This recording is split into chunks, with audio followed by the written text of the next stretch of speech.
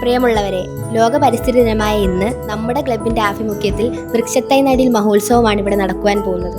അതിന്റെ ഭാഗമായി ഉദ്ഘാടനത്തിനായി നമ്മുടെ പ്രിയങ്കരനായ സെക്രട്ടറി ശ്രീ അതുലിനെ ക്ഷണിച്ചുകൊള്ളുന്നു.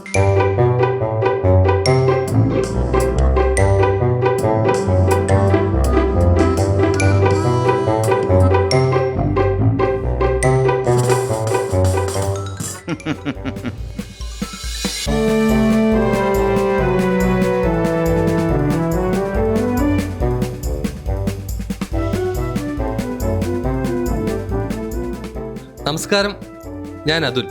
പ്രകൃതി ആർട്സ് ആൻഡ് സ്പോർട്സ് ക്ലബിൻ്റെ 5 വർഷമായിട്ടുള്ള സെക്രട്ടറിയാണ്. ഏതാണ്ട് 8 വർഷക്കാലമായി ഞങ്ങൾ ജൂൺ 5 പ്രകൃതിക്ക് വേണ്ടി മാറ്റിവെക്കുന്ന ഒരു ദിവസമാണ്. വളർന്നു വരുന്ന തലമുറകളെ മുന്നിൽ കണ്ടുകൊണ്ടാണ് ഞങ്ങൾ ഈ പ്രവൃത്തി കാലാകാലമായി ഇവിടെ തുടർന്നു വരുന്നത്. നിങ്ങളൊന്ന് ഓർക്കണം, നമ്മുടെ നാട്ടിൽ ചൂട് കൂടി വരുന്നു. എവിടെയുണ്ട് പാതയോരങ്ങളിൽ തണൽ മരങ്ങൾ? ഉള്ളതെല്ലാം കാറ്റിലൊടിഞ്ഞ് മറ്റുള്ളവ വെട്ടിമാറ്റപ്പെടുന്നു.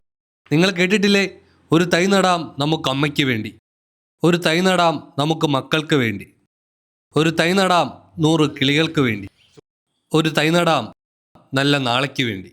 സുഗതകുമാരി ടീച്ചറിൻ്റെ ഈ കവിതയാണ് ഞങ്ങളെ മുന്നോട്ട് നയിക്കുന്നത്. കൂടുതലൊന്നും ഞാൻ പറയുന്നില്ല, ഞാൻ നിർത്തട്ടെ. ജയ് ജവാൻ, ജയ് കിസാൻ.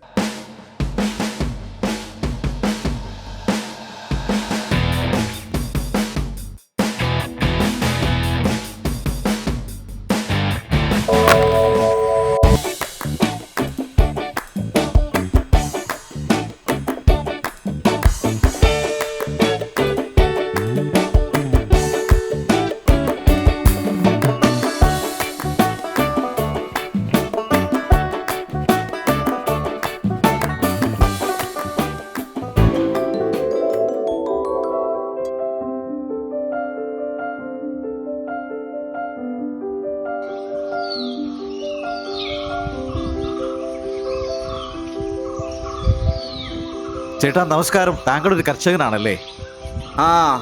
നിങ്ങൾ എൻ്റെ അടുക്ക വന്നപ്പോൾ മണ്ണിൻ്റെ മണവും ചെളിയുടെ നിറവും നിങ്ങൾക്ക് അനുഭവപ്പെട്ടിട്ടുണ്ടോ? ഉണ്ടെങ്കിൽ ഞാനൊരു കർഷകനാ. അതുകൊണ്ടാണല്ലോ ഇവിടേക്ക് വന്നത്. ഇത്ര വലിയ കർഷകനായിട്ടും താങ്കൾ പ്രകൃതിക്ക് വേണ്ടി തൊട്ടടുത്ത് കാണുന്ന പ്രവർത്തനങ്ങളിൽ എന്തുകൊണ്ട് പങ്കാളിയായില്ല? അനിയ, നിങ്ങളതൊന്ന് ഓഫ് ചെയ്യ്, ഞാൻ കാര്യങ്ങൾ പറയാം. ഓഫ് ചെയ്യൂ. ഓക്കെ, ഞാൻ പറയാം. ആ മക്കൾ വർഷങ്ങളായി ചെയ്തു വരുന്ന നല്ല പ്രവൃത്തി തന്നെയാണ്, അല്ലെന്നൊന്നും ഞാൻ പറയത്തില്ല. പക്ഷേ അവർ വെക്കുന്ന വൃക്ഷത്തൈകൾ 1 വർഷമെങ്കിലും സംരക്ഷിക്കാൻ അവരെ കൊണ്ട് കഴിയുന്നില്ല. അങ്ങനെ സംരക്ഷിക്കുമായിരുന്നെങ്കിലുണ്ടല്ലോ, അവിടെ വലിയ വനമായേനി. വെറുതെ ഒരു പ്രഹസനം പോലെ ഇതെല്ലാം കാണിച്ചിട്ട് എല്ലാ ജൂൺ 5-നും വന്നിങ്ങനെ കാണിക്കുന്നതുകൊണ്ട് ഒരു കാര്യവും ഇല്ല. ഏതെങ്കിലുമൊക്കെ മീഡിയയിൽ വലിയ ആളാകാൻ തിളങ്ങാം എന്നൊക്കെ ഉള്ളതേ ഉള്ളൂ. ഇത് മാത്രമാണ് ഇതിൻ്റെ അവർക്കുള്ള ഗുണം. ദേ അങ്ങോട്ട് നോക്കിക്കേ, ആ കിടക്കുന്ന വേസ്റ്റും പ്ലാസ്റ്റിക്കും ഒക്കെ ഇനി ആര് വാരാനാ? അതും ഇനി ഞാൻ തന്നെ വാരണം. ശരിക്കും പറഞ്ഞാലേ ഇത് പരിസ്ഥിതിയെ സംരക്ഷിക്കുകയാണോ നശിപ്പിക്കുകയാണോ? നശിപ്പിക്കുകയല്ലേ. നല്ല പടിഞ്ഞാറൻ കാറ്റുണ്ട്, ഇപ്പം മഴ പെയ്യും. പെട്ടെന്ന് വീട്ടിൽ പോക്കോ കേട്ടോ. ചേട്ടാ, ഇത്രയും ആധികാരികമായി ഇങ്ങനെ സംസാരിക്കണമെങ്കിൽ താങ്കൾ കാർഷികപരമായി നല്ല അറിവുള്ള ആളാണല്ലോ, അതുകൂടി പറയൂ.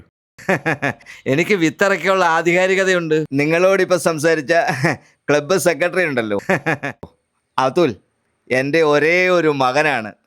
മകൻ അവിടെ ഒരു വൃക്ഷത്തെങ്കിലും വെച്ചു, ഇത്രയും വലിയ കർഷകനായ അച്ഛൻ എന്തു വെച്ചു?